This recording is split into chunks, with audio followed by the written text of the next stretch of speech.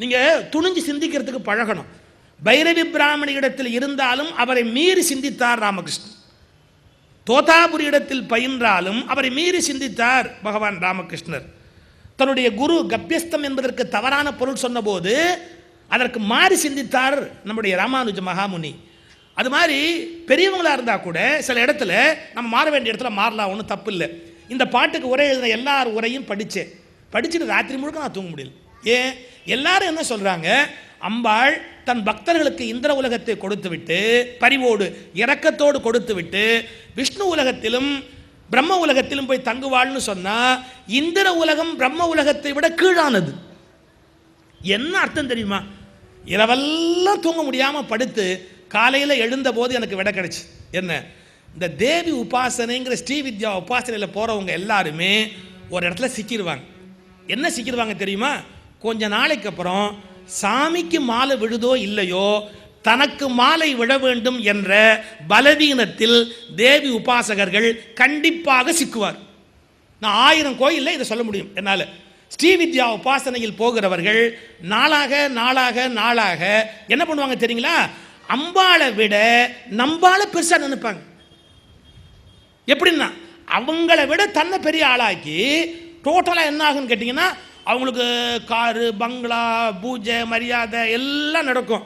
இதைத்தான் என்ன எழுதுகிறார் அபிராம பட்டர்? தன் சரணம் புகுந்த அடியாருக்கு இந்திர உலகம் தந்து. இது இந்திர உலகம். காரு பங்களா மரியாதை படம் போஸ்டர் கட் அவுட்டு எல்லாம் உண்டு. என் வார்த்தையை குறிச்சுக்கங்க, யாருன்னெலாம் யோசிக்காதீங்க, என் வார்த்தையை குறிச்சுக்கங்க. படங்களிலும் சிலைகளிலும் சக்தியோடு அருகில் காட்டப்படுகிற பல பேர் நிஜத்தில் அன்னையிடமிருந்து வெகு தொலைவுக்கு போய் விடுகிறார்கள். படங்களிலும் சிலைகளிலும் அன்னைக்கு அருகில் காட்டப்படுகிற பல பேர் நிஜத்தில் அன்னையை விட்டு வெகு தொலைவுக்கு போகிறார்கள். ஏனென்றால் ஸ்ரீவித்யா உபாசகர்களுக்கு வாக்குப்பலிதம் வருகிறது, ராஜ மரியாதை வருகிறது, உலகமே விழுந்து வணங்கி காணிக்க வைக்கிறது. அந்த இந்திர உலகத்தில் அவர்கள் மயங்கி விடுகிற போது அம்பிகை பரிவோடு இவன் வந்தான், இதில் போய் சிக்கிட்டான், நாம் இந்த இடத்துல இனிமேல் இருந்து பிரயோஜனம் இல்லை என்று பரிவோடு தான் போய் பிரம்ம உலகத்திலும் விஷ்ணு உலகத்திலும் தங்கி விடுகிறாள். அதான் அதுக்கு உரை. ஆழமாக சிந்திச்சு அதை பார்க்குற போது பயமாக இருக்கும். ஸ்ரீவித்யா உபாசகர்களுக்கு நாளாக நாளாக என்ன ஆகும்னு கேட்டிங்கன்னா தான் பெரிய ஆள் நினைப்பு வரும். அப்போ அந்த தேவி ரெண்டாவதாக போயிடும். பைரவி பிராமணி அதில் சிக்கிக்கொண்டவர். பைரவி பிராமணி அதில் சிக்கிக்கொண்ட பெண்மணி. ஒரு எல்லைக்கு அப்புறம் என்ன ஆகுது? ராமகிருஷ்ணரே தன்னை கும்பிடணும், ராமகிருஷ்ணர் தன்னையே மதிக்கணும், வேற யாரையுமே மதிக்கக்கூடாது. இந்த எண்ணமெல்லாம் அந்த அம்மாவுக்கு வந்துருச்சு. அப்போ அந்த காலத்தில் அவரை விட்டு பிரிய வேண்டியதை தவிர வேற கட்டாயம் இல்லை, வேற வழி இல்லை. அதுதான் அதுக்கான வழிமுறையாக அமைகிறது. ரொம்ப அப்படியே சிலிர்க்க வைக்கக்கூடிய சில அந்த சிந்தனை போக்கு மனதில். எப்படின்னா நாம் ஒரு எல்லையில் என்ன ஆடுறோம், முழுக்க அதுக்கு மயங்கி போய் அதிலேயே பல பேர் சிக்கி போய் விடுகிறாள். ஆனால் இதில் கொஞ்சமும் சிக்காமல் அது பின்னாடியே போய் அப்படியே ஒரு சின்ன உலகியல் உதாரணம் சொல்கிறேனே.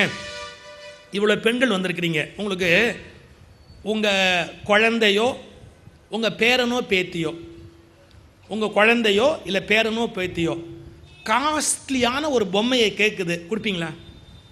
ரொம்ப காஸ்ட்லியான பொம்மையை விளையாட கேட்குது. அதுவும் அந்த குழந்தை எப்படிப்பட்ட குழந்தைன்னா அதை கொடுத்த உடனே அக்கு வேறு ஆணி வேறாக பிச்சிடும். அது இதான் முதல் குரங்குலேருந்து மனுஷ ஜென்மத்துக்கு என்ட்ரு ஆகிருக்கு. அது ஃபஸ்ட்டு ஜென்மாவிலேயே நம்ம வீட்டுக்கு வந்து கொடுத்து. இதான் பெரிய சிக்கல். எது கொடுத்த உடனே நீங்கள் சில குழந்தைங்களை பார்த்தீங்கன்னா வாழைப்பழத்தை உரிக்கிறதே கரெக்டாக அதே மாதிரி உரிக்கும். இந்த வாழைப்பழத்தை உரிக்கிற போது அப்படி பார்த்தீங்கன்னா அதே அப்படியே இருக்கும். அந்த லெவலில் வந்திருக்கு நம்ம வீட்டுக்கு. இப்போ அது காஸ்ட்லி பொம்மை, அதாவது 5000 ரூபா கொடுத்தீங்க, எங்கேருந்தோ வாங்கிட்டு வந்து வச்சுருக்கீங்க வீட்டில். இப்போ என்ன பண்ணுது? அதை கொடுன்னு ஆடுது, கலாட்டா பண்ணுது, கொடுக்க மாட்டீங்க. ரொம்ப காஸ்ட்லி. தூக்கி ஷோகேஸில் வச்சுட்டு நான் அப்புறம் தரேன், நான் அப்புறமா தரேன் அப்படிங்கிறீங்க. என்றைக்கோ ஒரு நாள் திடீர்னு அந்த குழந்தைய கேட்காமையே அந்த காஸ்ட்லி பொம்மையை அம்மாவோ பாட்டியோ எடுத்து கொடுக்குறான்னா என்ன அர்த்தம் தெரியுமா? அந்த குழந்தைய விட்டுட்டு அவள் வேற எங்கேயோ போகிறா, வெளியில்லைன்னு அர்த்தம். அதனுடைய கான்சென்ட்ரேஷனை திருப்புறதுக்காக அம்மானு முந்தானை பிடிச்சிட்டு பின்னாடி வரக்கூடாதுங்கிறதுக்காக நழுவுறதுக்கு வசதியாக இந்த பொம்மையை கொடுத்துட்டு அம்மா நழுவுற மாதிரி சக்தி உபாசகர்களுக்கு இந்திர உலகத்தை கொடுத்துட்டு அம்பாள் நழுவி விடுகிறாள். அம்பாள் நழுவி விடுகிறாள். யோ பரிதாபம், பல பேருக்கு அது புரியாமையே போயிடுது. ஆனால் இந்த எந்த மாயையிலும் சிக்காமல் அப்போதும் அம்பிகையை பின்தொடர்ந்தவர் தான் குருதேவர். அவர் உலகமே வணங்குச்சு. இம்மி கூட அது ஒரு பெரிய விஷயமா எடுத்துக்கல. என்னை யாராவது கும்பிட்டானா கும்பிடலையா, என்னை விழுந்து கும்பிட்றானா விழுந்து கும்பிடலையா, அதெல்லாம் ஒன்றுமே கவலைப்படல அவர். சார் மதுரநாதர் ஒரு சால்வை கொடுக்குறார். அந்த சால்வை எல்லாமே வந்து என்ன, வையம் துரகம் மதகரி அபிராமத்தில் வருது. சக்தி உபாசகர்களுக்கு சால்வை கிடைக்கும், பல்லக்கு கிடைக்கும், எல்லாம் வருதா இல்லையா? மதுரநாதர் கொடுக்குறார், ஒரு உன்னதமான சால்வை கொடுக்குறார். முதல்ல குழந்தை மாதிரி அந்த சால்வை எடுத்து வச்சுக்கிட்டு குருதேவர் சொல்கிறார், ரொம்ப அழகான ஒரு சால்வை, ரொம்ப அழகான ஒரு சால்வை அப்படின்னு அதை பார்த்து அப்படியே வியக்கிறார். எப்போ ஒரு ஒரு ஒரு ஒரு ஒரு 2-3 செகண்டு இல்லை 2-3 நிமிஷம் இப்படி பார்த்துக்கிட்டே இருந்தார், கொண்டாடினார். திருடும்னு யாரும் நினைக்காது. கீழே போட்டு காலில் தேய்ச்சி அந்த சால்வையை போட்டு தேய்ன்னு தேய்ச்சிட்டு என்ன சொல்கிறார், இது சாதாரண ஒரு மிருகத்தின் தோல், இது என்னை இவ்வளவு தூரத்திற்கு மாயில் மயக்கி விட்டது என்றால் எத்தனை பெரிய தவறு, சே இதை போய் நான் பெருசாக நினைக்கலாமா அப்படின்னு கீழே காலில் போட்டு குருதேவர் காலால் மிதிச்சார். எல்லாரும் பயந்துட்டான். மதுரநாதர் கொடுத்த சால்வை எவ்வளோ பெரிய விஷயம், அதை இந்த ஆள் காலில் போட்டு தேய்ச்சிக்கிட்டு இருக்கிறாரு, கிறுக்கு மாதிரி இப்படி பண்ணுறாரு அப்படின்னு நினச்சி பயந்துட்டான். அவர்கிட்ட வேறு சில பேருக்கு போட்டு கொடுத்தான். என்ன கொடுத்தான், உங்கள் சால்வையை காலில், அதுக்குன்னு நம்மால் 2 பேர் ரெடியாக இருப்பான். முழு நேர வேலையாக அதே பார்த்துக்கிட்டு இருப்பான். அவன் போய் சொன்னான், ஏன்னா இவரை ஓட்டிவிட்டு அந்த இடத்துக்கு வரணுன்ற ஐடியா 4 பேருக்கு அந்த இடத்துல இருக்கும்ல, அவன் ரெடியாக போய் போட்டு கொடுத்தான் கரெக்டாக அந்த மாதிரி. ஆனால் மதுரநாதரும் பெரிய மகான், அவரும் ஒரு வகையில் எப்படின்னா, அந்த சால்வையை அவர் கொண்டாடி இருந்தால்தான் அவர் மீது எனக்கு மதிப்பு போயிருக்கும். எப்போது அந்த சால்வையை அவர் மதிக்கவில்லையோ அப்போது அவர் இன்னும் பழைய ஞானியாகவே இருக்கிறார் என்பது புரியும். ஏன் இந்த பொருள்லாம் ஒரு பெரிய விஷயம் இல்லை. அவர் பொருளை விரும்பினதே இல்லை, காசை விரும்பினதே இல்லை, அதை மதித்ததே இல்லை. வெள்ளி நாணயத்தை அவருடைய நாற்காலில் வச்சா உடம்பு எரியுதுன்னு சொன்னார். பொன்னையோ பொருளையோ ஒரு பொருஷா நினைச்சாரா? இங்கே பாருங்கள், பொண்ணும் பொருளையும் ஏழைக்கு கொடுன்னு தான் அவர் சொல்கிறாரே ஒழிய அதை எப்படியாவது தான் அனுபவிக்கணும்னு நினச்சாரா? அந்த எண்ணம் அவருக்கு வரலையே. பிற்காலத்தில் பவஹரி பாபாவை பற்றி தெரிந்து கொள்வதற்கு சுவாமி விவேகானந்தர் முயற்சி பண்ணுறார். இமாலயாஸ் யாத்திரை போகும்போது ஒரு சாதுவோட ஆசிரமத்தில் தங்கியிருக்கார். ஒரு சாதுவோட ஆசிரமத்தில் விவேகானந்தர் தங்கி இருக்கும்போது அந்த சாது பவஹரி பாபாவை பற்றி சொல்லிக்கிட்டு போகிறார். அவர் ரொம்ப பெரிய மகான், அப்படிலாம் சொல்லுங்கோ கேட்போம் அப்படின்னு சத் சம்பாஷணையில் ஈடுபடுகிறார் சுவாமி விவேகானந்தர். அந்த ஆசிரமத்தில் இருக்கிற சாது பவஹரி பாபாவுடைய பெருமையை என்ன சொல்கிறாரு, ஒரு திருடன் ஒரு நாள் மாதிரி பாபாவோட ஆசிரமத்துக்கு வந்தான். வெளியில் நைவேத்தியம் பண்ணி பாத்திரத்தில் அந்த நைவேத்தியம் அப்படியே இருந்தது, ஆசிரமத்தில் வெளியில் இருந்தது. அது இந்த திருடன் அங்கேருந்து வந்தவன் இந்த பாத்திரத்தை தூக்கிக்கிட்டு ஓடினான். திருட்டு போய் அதை எடுத்துக்கிட்டு ஓடினான். உடனே அவனை துரத்திக்கிட்டு பவஹரி பாபா பின்னாடி ஓடுறார், ஓடிட்டு போகிறார். ஓடிட்டு போய் அவனை கையை பிடிச்சி ஒரு வழியா, எதுக்கு ஓடுறேன், நான் திருடன், நீங்கள் ஏதாவது பண்ணிவிடுவீங்களோங்கிற பயத்தில் தான் நான் ஓடினேன். என்னப்பா நீ, உனக்கு இல்லாத சாப்பாடா? இந்த சாப்பாடு ஒன்றுதுப்பா, இந்த பாத்திரமும் ஒன்றுதுப்பா, இந்த ஆசிரமமே ஒன்றுதுப்பா, இந்த ஆசிரமமே ஒன்றுதுப்பா. உனக்கு எப்போ வேணும்னாலும் வா, உனக்கு என்ன வேணும்னாலும் எடுத்துக்கோ. ஏன் இப்படி திருடன்னு நீ ஓடுற? வேண்டாம், வா, நீ உட்கார், நீ சாப்பிடு, இந்த ஆசிரமே ஒன்றுது. நாளையிலேருந்து நீ வரதா இருந்தால் என்கிட்ட சொல்லிட்டு வா, உனக்கு என்ன வேணுமோ நான் எடுத்து வைக்கிறேன், எது வேணாலும் நீங்கள் கேட்கலாம்னு சொன்னாருன்னு. சுவாமி விவேகானந்தர் கேட்டார், என்னால் இது நம்புறதே ரொம்ப ஆச்சரியமாக இருக்கே, நிஜமாவா, அப்படி நடந்தது உண்மையா அப்படிங்கிற மாதிரி கேட்ட உடனே அந்த சாது சொன்னார், சத்தியமாக நடந்தது. ஏன்னா அந்த பாத்திரத்தை தூக்கிக்கிட்டு உடனே திருடனே நான் தான். நான் அவரை பார்த்த உடனே இப்பேற்பட்ட ஒரு மகானிடத்தில் நம்ம வாழ்க்கையை, எஞ்சிய வாழ்க்கையை கழிக்கணும்னு நான் முடிவு பண்ணி இங்கே வந்துட்டேன். அப்போ ஒரு மகான் எப்படி இருக்கணும்? எந்த பொருள் மேலேயும் பற்றோ பாசமோ ஒரு பொருள் மேலே தேடுதலோ இல்லாமல் இருக்கணும். ரமண மகரிஷி ஆசிரமத்துக்கு திருடன் வந்து அங்கே ஒன்றுமே இல்லை, அதே திருவண்ணாமலையில் வேறு ஆசிரமத்துக்கு போயிருக்கணும்.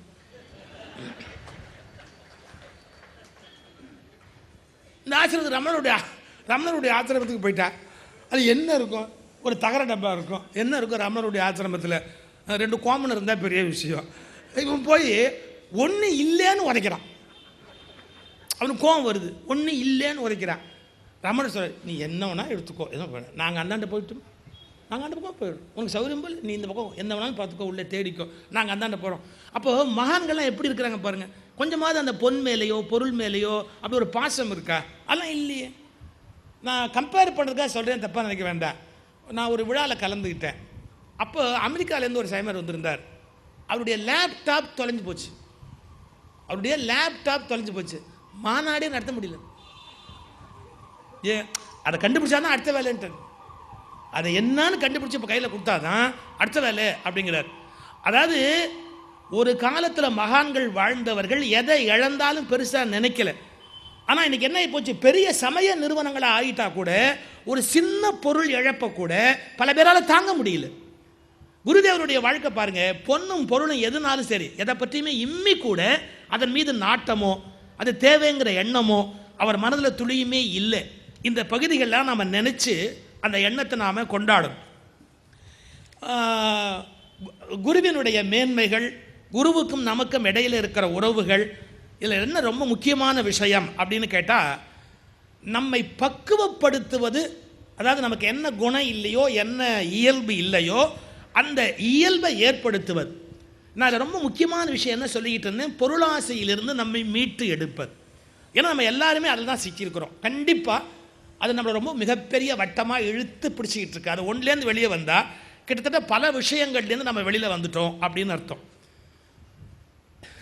ஒரு எளிய உதாரணங்கிறதுக்காக சொல்கிறேன், நம்ம எப்படி இருக்கிறோங்கிறதுக்காக ஒரு உதாரணம் சொல்கிறேன், தப்பாக நினைக்காதீங்க. ஒருத்தர் ரயில்வே ஸ்டேஷன் வழியாக இறங்கி போகும்போது ஒரு பிச்சைக்காரனுக்கு 10 ரூபா போடுவார். 10 ரூபா போடுவார். கொஞ்ச நாள் கழித்து 5 ரூபா போட்டார். கொஞ்ச நாள் கழித்து 1 ரூபா போட்டார். திடீர்னு ஒரு நாள் 8 அணா போட்டார். ஒரு 3-4 வருஷம், அப்படி 5 வருஷம் ஆகிப்போச்சு. 8 அணா போட்டார். இந்த 8 அணா போட்ட அன்றைக்கி பிச்சைக்காரன் எழுந்துச்சிட்டான். அவர் கையை பிடிச்சிட்டு கேட்டான், என்ன நினச்சிக்கிட்டு இருக்கிறேன்னு? ஒரு மரியாதை வேண்டாம்? எல்லாம் ஏறிக்கிட்டே போகும்போது நீ முதல்ல 10 ரூபா போட்ட, சரின்னு பார்த்தா திடீர்னு 5 ரூபா போட்டேன், அப்புறம் 1 ரூபா போட்டேன், இப்போ 8 அணா போடுற. நீ ஜாஸ்தியால் போட்டே போகணும், வர வர குறைச்சிட்டு வந்து இப்போ 8 அணா போடுறிய, என்ன ஆச்சு? அவன் சொன்னான், அப்போ எனக்கு கல்யாணம் ஆகலைப்பா. எனக்கு கல்யாணம் ஆகாதனால நான் என்ன பண்ண முடியும்? என்கிட்ட அப்போ வசதி இருந்தது, கல்யாணம் ஆகலை, 10 ரூபா போட்டேன்.